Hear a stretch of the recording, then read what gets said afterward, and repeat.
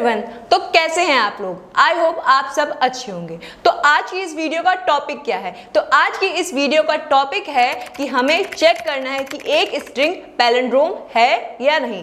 Palindrome का मतलब होता है उल्टा सीधा एक समान। मतलब अगर आपके पास एक नंबर है, सपोज 1 2 3 4, और इसको रिवर्स करने पे भी सेम नंबर आ रहा है, तो वो क्या होगी? पैलिंड्रोम। एग्जाम्पल के लिए अगर हम लोग ले 1 1 1, तो उसको उल्टा करो या सीधा देखो तो वो वही नंबर आएगा, तो इसको हम लोग बोलते हैं पैलिंड्रोम। जैसे मलयालम, ये भी क्या है? हमारा एक पैलिंड्रोम है। तो इस तरह हम लोग सीखेंगे कि एक स्ट्रिंग को हम लोग रिवर्स कैसे कर सकते हैं, और उसके बाद हम लोग चेक करेंगे कि वो स्ट्रिंग पैलिंड्रोम है या नहीं। तो इस प्रोग्राम को हम लोग दो पार्ट में डिवाइड करके करेंगे। सबसे पहले हम लोग एक स्ट्रिंग को रिवर्स करेंगे, तभी हम लोग चेक करेंगे कि उसका रिवर्स और जो हमारा पहले वाली स्ट्रिंग है वो सेम है या नहीं है। तो इस तरह से हम लोग चेक करेंगे कि वो स्ट्रिंग पैलिंड्रोम है या नहीं। तो फर्स्ट फेज में हम लोग जानेंगे कि हम लोग स्ट्रिंग को रिवर्स कैसे करेंगे, और उसके बाद हम लोग उसको कंपेयर करेंगे पहले वाली स्ट्रिंग से कि वो स्ट्रिंग और पहले वाली स्ट्रिंग सेम है या नहीं। अगर सेम आई तो हमारी क्या होगी? स्ट्रिंग पैलिंड्रोम है। अगर सेम नहीं है तो स्ट्रिंग पैलिंड्रोम नहीं है। तो चलिए स्क्रीन की तरफ चलते हैं और जानते हैं ये काम हम लोग कोड में कैसे करेंगे। बट उससे पहले हम लोग उसकी थ्योरी को सीखेंगे और जानेंगे इसमें कौन कौन से स्टेप इन्वॉल्व होंगे। चलिए स्क्रीन की तरफ चलते हैं। अब हम लोग देखते हैं, एग्जाम्पल के लिए हम लोग एक स्ट्रिंग ले लेते हैं। जैसे हमने यहाँ पर लिया एग्जाम्पल के लिए ए, बी और सी। अब इसको आपको चेक करना है कि ये पैलिंड्रोम है या नहीं। तो सबसे पहला स्टेप होगा कि हमें इसका रिवर्स निकालना है। रिवर्स क्या होगा इसका? सी बी ए। उसके बाद हम लोग ए बी सी को चेक करेंगे सी बी ए के साथ कि ये पैलिंड्रोम है या नहीं है। पैलिंड्रोम का क्या मतलब होता है कि अगर आप उसको रिवर्स करके देखेंगे तब भी वही आपका स्ट्रिंग निकलेगी। सपोज यहाँ पे हमने लिया 1 2 1, ये क्या है? हमारी एक नंबर है, बट एज स्ट्रिंग आप इसको समझिए 1 2 1 लिखा है। इसको हम लोग रिवर्स करेंगे तब भी क्या आएगा? 1 2 1। ये दोनों एग्जैक्ट सेम है।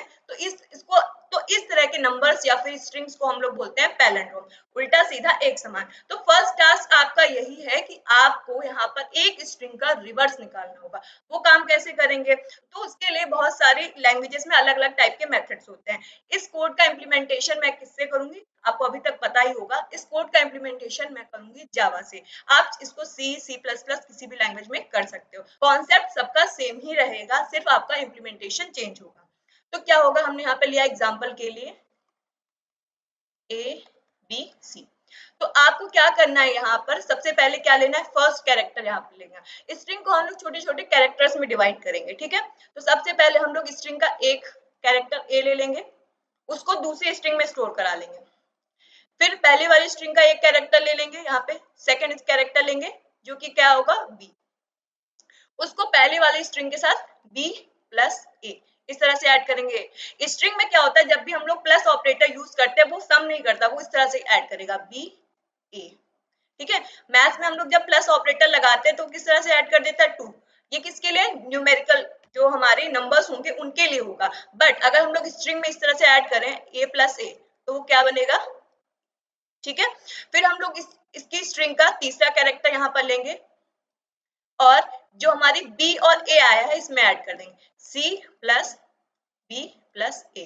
तो ये क्या बन जाएगा? सी बी ए। अब यहाँ पर देखिए आपकी जो स्ट्रिंग एक्चुअल स्ट्रिंग थी और ये वाली स्ट्रिंग एकदम रिवर्स हो गई है, ठीक है?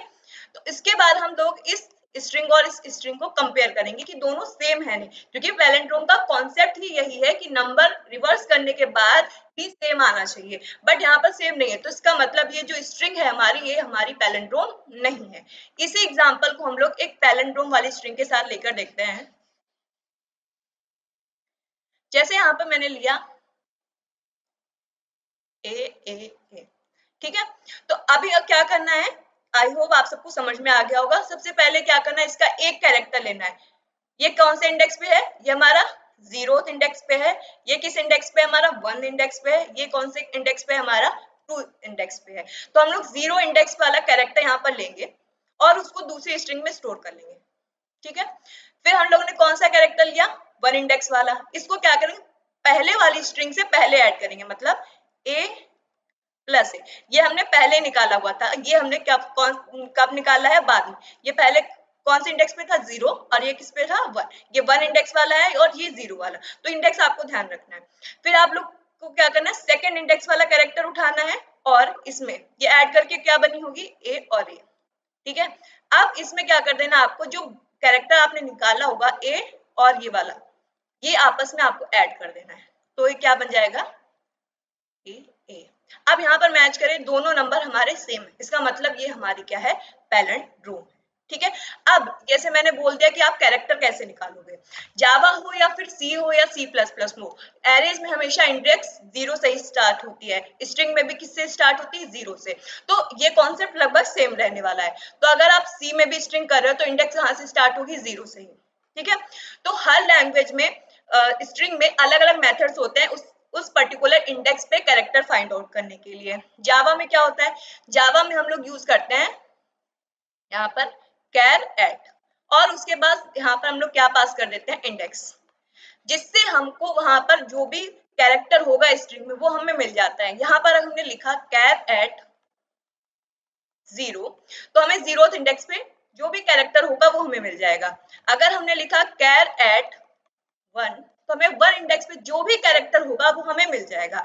तो इस आपका काम यही है, आप जिस भी लैंग्वेज में सीख रहे होइए वहां पर देखिए स्ट्रिंग में कैरेक्टर फाइंड आउट करने के लिए कौन सा फंक्शन यूज करते हैं। अगर आप जावा में ही इंप्लीमेंट कर रहे हैं तो यही वाला फंक्शन यूज कर लीजिए, बट अगर आप PHP या फिर सी प्लस प्लस में कर रहे हैं तो आपका काम ये है, आप वहां पर फाइंड आउट करिए कि स्ट्रिंग में कैरेक्टर फाइंड आउट करने के लिए कौन सा मेथड यूज करते हैं। बाकी और एक और कॉन्सेप्ट आपको समझना है, ये काम हम लोग कब तक कर रहे हैं, जब तक हम लोग लास्ट कैरेक्टर या फिर जब तक हमारा स्ट्रिंग जो है वो एंड नहीं हो जा रही है। तो यहाँ पर एक ही काम हम लोग बार बार यूज करें। तो क्या कॉन्सेप्ट समझ में आ रहा है आपको, लूप का कॉन्सेप्ट यूज हो रहा है। जब तक हमारी जो स्ट्रिंग है वो एंड ना हो जाए तब तक हमें लूप को क्या करना है, चलाना है। ठीक है, तो उस कॉन्सेप्ट को इम्प्लीमेंट करते हैं। अभी हमने ये समझ लिया कि हमें क्या कॉन्सेप्ट लगाना है, किस तरह करना है। अब उसको हम लोग प्रैक्टिकल वे से समझते हैं कि अगर यही काम हमें कोड में लिखना है, पहला काम क्या होता है, पहले आपको थ्योरी समझनी है कि वो काम हम लोग कैसे करेंगे, प्रिपरेशन करिए कि क्या क्या चीजें यूज हो सकती हैं, फिर देखिए कि हम लोग उसको कोड में इंप्लीमेंट कैसे करेंगे। अब आपने एक कॉन्सेप्ट देखा कि हम लोगों ने कॉन्सेप्ट सारा निकाल लिया कि हमें नंबर निकालना है, उसका रिवर्स निकाल, बट अब इसको हम कोड में कैसे लिखेंगे। एक्चुअल में आपको समझ में आ गया, यही दूसरा स्टेप बहुत इंपॉर्टेंट है कि ये समझना उस चीज को हम लोग कोड में कैसे करेंगे। तो आपने कॉन्सेप्ट समझा कि यहाँ पर एक काम बार बार हो रहा है जब तक वो जो हमारी स्ट्रिंग है वो एंड नहीं हो जा रही है। तो इसी तरह जावा में एंड फाइंड आउट करने के लिए या फिर लेंथ फाइंड आउट करने के लिए एक मेथड होता है। जैसे हमने लिखा है स्ट्रिंग ए, यहाँ लिखा हमने ABC, तो हमें लूप कब तक चलाना है, कितने कितने कैरेक्टर, 3। अगर और दूसरे ले 1 2 3 4, सपोज स्ट्रिंग के फॉर्म में अगर इसको लें तो इसमें कितने कैरेक्टर हैं, 4, तो लूप कितनी बार एग्जीक्यूट होगा, 4 बार। अगर हमने यहाँ लिखा XYZ ABC, इसमें कितने कैरेक्टर हैं, 6, तो आपको लूप कितनी बार चलाना है, 6 बार। तो आपको ये समझ में आ गया कि स्ट्रिंग में जितने भी कैरेक्टर हैं उतनी बार आपको क्या करना है, लूप को एग्जीक्यूट करना है। एक और एग्जांपल लेते हैं, जैसे हमने लिखा XYZ 1 2 3 4 5 6, इसमें कितने कैरेक्टर हैं हमारे, 10, तो लूप कितनी बार चलेगा, यहाँ पर 10 बार लूप चलेगा। आप बस आपका टास्क क्या है कि उस स्ट्रिंग में कितने कैरेक्टर्स हैं ये आपको फाइंड आउट करना है। आपका टास्क क्या है, उस स्ट्रिंग में कितने कैरेक्टर हैं ये आपको यहाँ पर फाइंड आउट करना है। तो जावा में क्या होता है कि अगर हमें किसी भी स्ट्रिंग की लेंथ फाइंड आउट करनी है तो हम लोग क्या यूज करते हैं, a.length। ठीक है, तो इससे हमें उसकी लेंथ पता यहाँ पर चल जाती है। अब आपको लूप कैसे चलाना है, हमने क्या किया था, अभी कॉन्सेप्ट जब देखे तो हमने क्या करते, हर बार इंडेक्स से नंबर उठा रहे थे। पहले आपने क्या किया, 0 वाला उठाया, फिर 1 वाला उठाया, फिर 2 वाला उठाया, तो वहां पर भी हम लोग क्या करना है, 0 से स्टार्ट करना है लूप। हमने लिखा int i equal to 0, i is less. अब कंडीशन इंपॉर्टेंट है कि जब तक i जो है वो क्या हो, हमारे लेस देन लेंथ हो। लेस देन लेंथ क्यों हमने लिखा है, क्योंकि हमने देखिए नंबर ऑफ कैरेक्टर कितने थे, 3, बट लूप कितनी बार चला है, 0 1 2, तो आपका लूप कहां से स्टार्ट होगा, 0 से, और जब तक उस स्ट्रिंग की लेंथ से एक कम। तो हमने यहाँ लिखा i equal to a dot length, फिर सेमीकोलन i प्लस प्लस। अब आपको क्या करना है, सपोज आपने यहाँ पे b बना ली जिसमें आप नई स्ट्रिंग स्टोर करोगे। यहाँ पे आपने लिखा b equal to b plus और a dot char at of I. ये आपका पूरा लॉजिक है। इसमें क्या लिखा है मैंने, b इक्वल टू, इसको इरेज कर देते हैं पहले, इसको यहाँ पे इरेज करते हैं, ठीक है। अब यहाँ पे जो हमने लाइन लिखी हुई है b equal to b plus a dot char at और आई, ये काम क्या करेगा, b में भी क्या है, यहाँ पर कुछ भी नहीं का, एम्प्टी है। तो क्या होगा, फर्स्ट में ABC एग्जांपल लेते हैं, ABC, ठीक है। लूप आपका कहां से स्टार्ट हो रहा है, 0 से, तो फर्स्ट टाइम में लूप क्या होगा, 0, ठीक है। तो अभी b की वैल्यू क्या है, empty string, plus a dot char at क्या करेगा, a के 0 इंडेक्स पे जो भी कैरेक्टर होगा वो आपको निकाल कर दे देगा। a के 0 इंडेक्स पे कौन सा कैरेक्टर है अभी, a, तो ये आपको यहाँ पर दे देगा a, ठीक है। तो अभी आपकी स्ट्रिंग क्या हो गई, बी में कौन सी वैल्यू आ गई, a, ठीक है। उसके बाद जब लूप दोबारा एग्जीक्यूट होगा और i की वैल्यू क्या हो जाएगी अब 1, ठीक है। तो इसमें कैसे आपको ऐड करना है, यहाँ पर आएगा जो भी कैरेक्टर अभी निकला होगा हमारा b प्लस कैरेट, वो आ जाएगा, और जो आपकी जो स्ट्रिंग होगी वो हमें यहाँ पर ऐड करनी होगी, ठीक है। जो हमारी स्ट्रिंग यहाँ पर अभी निकली थी, a निकल के आया था, ये हो जाएगा b प्लस a, ठीक है। फिर आपका यहाँ पर जो भी आएगा वो कैरेक्टर आपको निकालना है, फिर इस तरह ऐड करना है। तो इस तरह आपका पूरा कोड यहाँ पर वर्क करेगा। लूप कहाँ से स्टार्ट होगा, 0 से स्टार्ट होगा और कहाँ तक जाएगा, जब तक हमारी स्ट्रिंग की लेंथ नहीं होती वहां तक जाएगा। i is less than a dot length important है यहाँ पर, क्योंकि आपने देखा नंबर ऑफ कैरेक्टर जितने भी होते थे लूप उससे एक कम चलता था। तो अभी आपने जैसे सपोज इसकी लेंथ क्या आई 3, तो आपको लूप कहां तक चलाना है, 2 तक। अगर इसकी लेंथ आती 5, तो आपको लूप कहां तक चलाना होता, 4 तक। ये इंपॉर्टेंट है। इस तरह पहले आप कोड को समझिए कि इसमें क्या लॉजिक लग रहा है, फिर उसको प्रैक्टिकल करके देखिए इसको हम लोग कोड में कैसे लिखेंगे। अब मैंने आपको यहाँ पे थ्योरी समझा दी, अब इसका हम लोग क्या करते हैं, प्रैक्टिकल देखते हैं कि हम लोग इसका प्रैक्टिकल कैसे करेंगे। जो अदर लैंग्वेज में कर रहे हैं उनका काम यही है कि आपको फाइंड आउट करना है कि हम लोग स्ट्रिंग की लेंथ कैसे फाइंड आउट करते हैं, और किसी भी इंडेक्स पे स्ट्रिंग में जो भी नंबर होता है उसको कैसे फाइंड आउट करते हैं। ये दो आपको काम करने हैं, कि अगर आप जावा के अलावा किसी और लैंग्वेज में करते हैं। अगर आप जावा में ही कर रहे हैं तो आपको दोनों मेथड पता है कि आपको काम कैसे करना है। चलिए इसका प्रैक्टिकल इंप्लीमेंटेशन हम लोग यहाँ पर देखते हैं। हमने यहाँ पर एक फाइल बना ली, रिवर्स अ स्ट्रिंग डॉट जावा,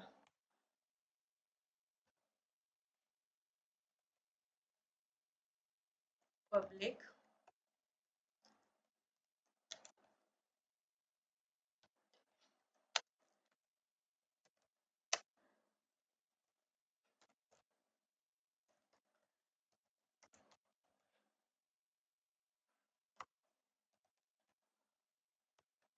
अब यहाँ पे हम लोग मेन मेथड लिख लेते हैं, public static void main string arcs, ठीक है। अब यहाँ से आपका कोड स्टार्ट होगा। तो सबसे पहले हमने यहाँ पे स्ट्रिंग ले ली, स्ट्रिंग ए, यहाँ पे हम लोग कुछ मीनिंगफुल नाम लेते हैं। कभी भी आप लोग वेरिएबल का नाम लिखे तो हमेशा मीनिंगफुल लिखिए, ताकि उससे समझ में आए कि आपने ये वेरिएबल क्यों बनाना है। अभी हम लोग जब स्टार्ट करते हैं तो हम लोग कुछ भी कोड ले लेते हैं, जैसे ABC, बट हमेशा ध्यान रखिए हमेशा मीनिंगफुल नेम लीजिए, ताकि आप देखते ही समझ में आ जाए कि उस वेरिएबल का काम क्या है। जैसे मैंने यहाँ पर लिख लिया स्ट्रिंग गिवन स्ट्रिंग, इसकी वैल्यू मैंने दे दी ABCD, ठीक है। उसके बाद मैंने यहाँ ले लिया स्ट्रिंग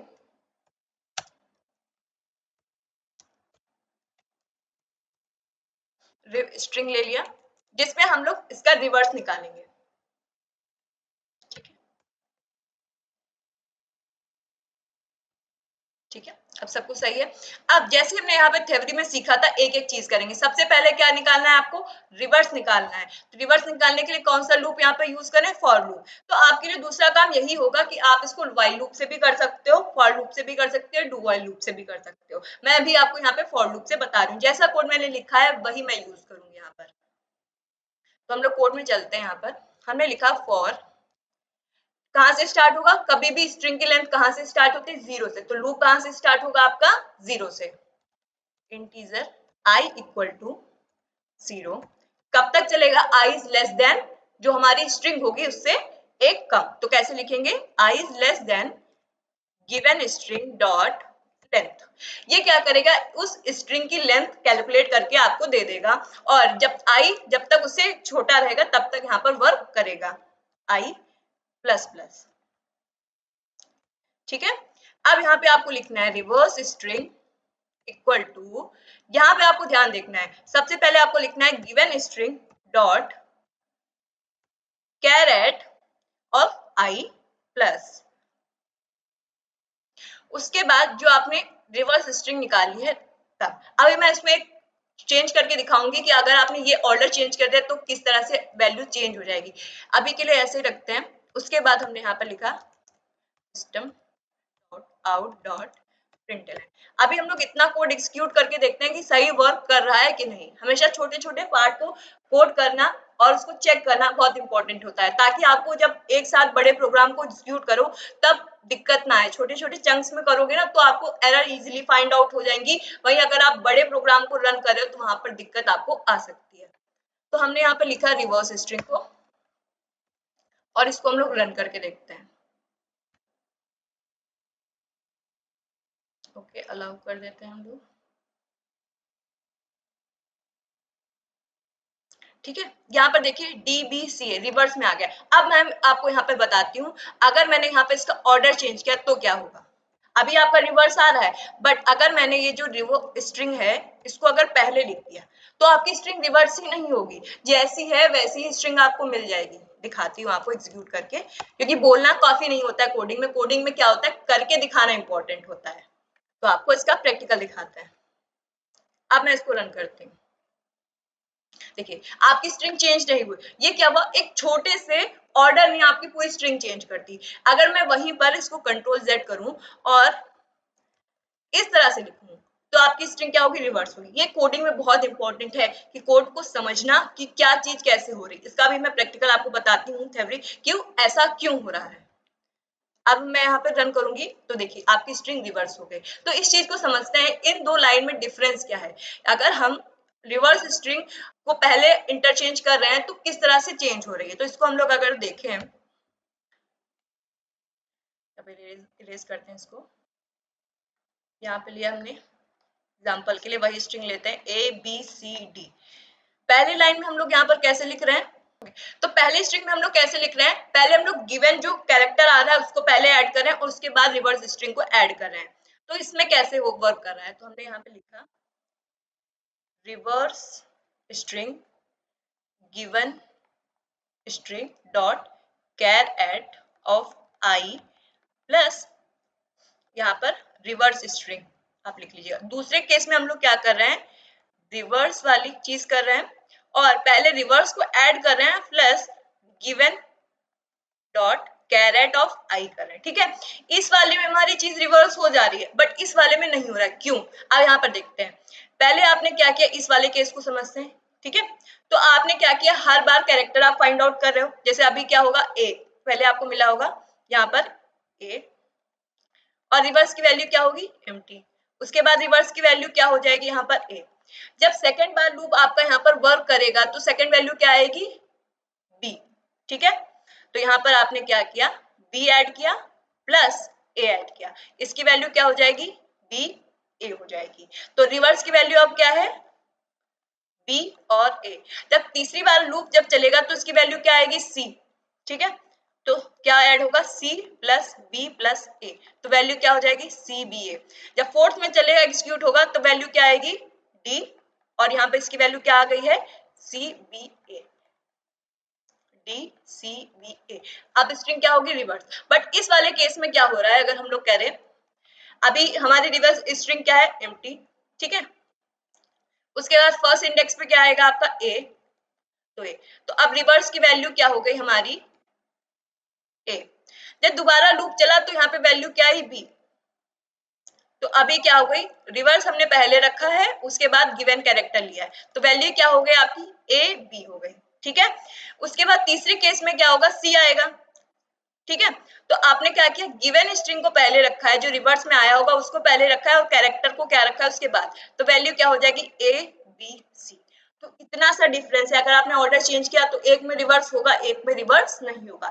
इसलिए कॉन्सेप्ट को जब भी हम लोग कोड में इंप्लीमेंट करो तो हमेशा ध्यान रखिए, ड्राई रन करके देखिए कि एक कोड से क्या चेंजेस हो रहे हैं। अभी आपने पूरा कोड लिख दिया होता और यहीं पे आप सेकंड केस में इंप्लीमेंट कर रहे हो तो आपका क्या होता, पूरा कोड गलत हो जाता और आपको समझ में ही नहीं आता कि आपने कहाँ पर गलती की। इसलिए छोटे छोटे चंक्स को कंपाइल करना और उसको ड्राई रन करना सीखें।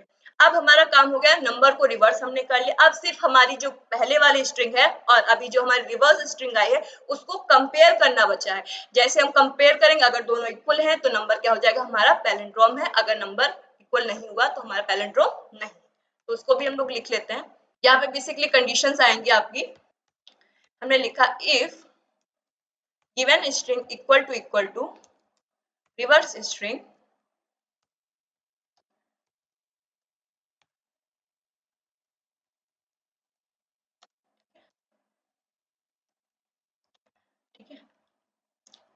नंबर इज पैलिंड्रोम, पूरा नहीं लिख रहे, ठीक है। और इसके अलावा हम लोग एल्स केस में लिख देते हैं एल्स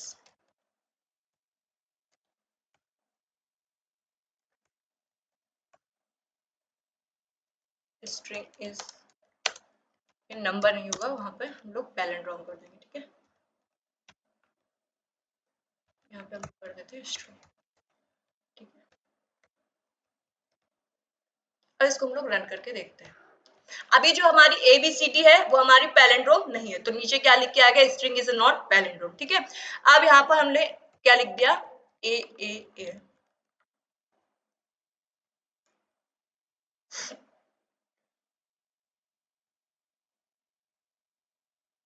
तो सेव नहीं किया, दोबारा रन करते हैं। अच्छा,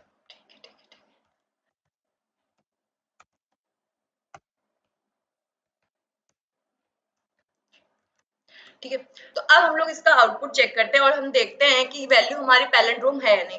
यहाँ पे दिक्कत क्या हुई थी, डबल इक्वल टू ऑपरेटर और डॉट इक्वल ऑपरेटर में थोड़ा सा डिफरेंस होता है। जो डबल इक्वल टू ऑपरेटर होता है वो हमारा रेफरेंस ऑपरेटर होता है और जो डॉट इक्वल ऑपरेटर होता है हमारा, वो क्या करता है, उसके कंटेंट को कंपेयर करता है और जो डबल इक्वल ऑपरेटर होता है उनके एड्रेसेस को कंपेयर करता है, ठीक है। तो ये डिफरेंस हो गया है। जैसे जावास्क्रिप्ट में हम लोग डबल इक्वल टू और ट्रिपल इक्वल टू ऑपरेटर में डिफरेंस होता है, वही सेम डिफरेंस यहाँ पर भी होता है। जो डबल इक्वल टू होता है वो सिर्फ हमारे कंटेंट को मैच करता है, ट्रिपल इक्वल टू हमारे डेटा टाइप को भी मैच यहाँ पर करता है।